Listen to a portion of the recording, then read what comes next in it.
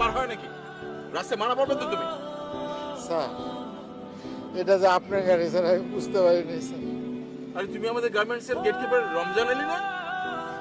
জি sir. এই তুমি বাড়ি যাওনি কেন? এই কাঁদছো কেন? তুমি ঈদ করবে কোথায়? গরিবের যে ঈদ আছে এইটা বোঝেন স্যার আপনারা। ছোট লোক বলে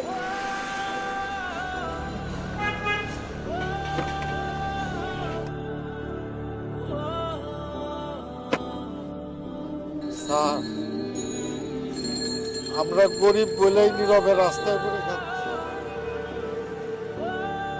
বাড়িতে যাওয়ার মতো ভাড়ার টাকাটা পর্যন্ত নাই।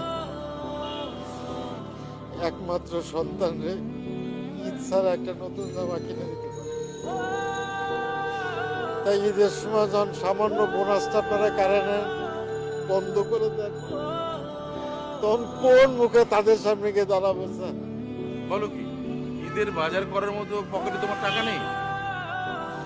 স্যার, 200 টাকা লাগে ফেরিয়ালের কাছ থেকে একটা জামা কিনতে। সেই টাকাটাও জোগাড় করতে পারলাম না।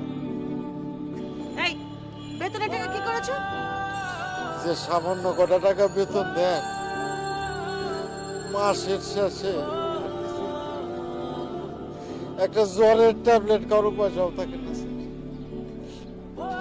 বোনাস না পাইলে কোনো শ্রমিক ঈদ করতে পারে না ম্যাডাম। এই দেখো কি সর্বনাশা একটা সিদ্ধান্ত তুমি নিয়েছো। তোমার নিজের কথা চিন্তা করে, তোমার বিলাসিতার কথা চিন্তা করে তুমি এতগুলো মানুষকে কষ্ট দিয়েছো, কাঁদাচ্ছ। দেখো, রঙিন চোখে নয়, বিবেকের চোখ দিয়ে দেখো। যারা মানুষের পাশে দাঁড়ায়, মানবতার পাশে দাঁড়ায়, নিজেদের জীবন উৎসর্গিত করে, সেই সমস্ত মানুষেরা মৃত্যুর পরেও 1000 বছর বেঁচে থাকে। যেমন জাতির জনক Bangabandhu Sheikh Mujibur Rahman, Nelson Mandela, mother Teresa. Sorry, আমি আমি সত্যি অনুতপ্ত। তুমি আমার বিবেকের চোখ খুলে দিয়েছো। আসলেই তো, আমরা যারা উপরে উঠে যাই তারা পেছনের সিঁড়ির কথা ভুলে যায়। আমার না দুটো গাড়ি লাগবে না, তুমি বোনাস দিয়ে দাও প্লিজ। রমজান, তোমার বেতন কত? স্যার 8000 টাকা। এই যে তুমি এই যে রেখে দাও। এই ওকে বকশিস দিয়ে দাও না। না না ম্যাডাম, বকশিস লাগবে না। 52 টাকা পাইলে আমরা খুশি।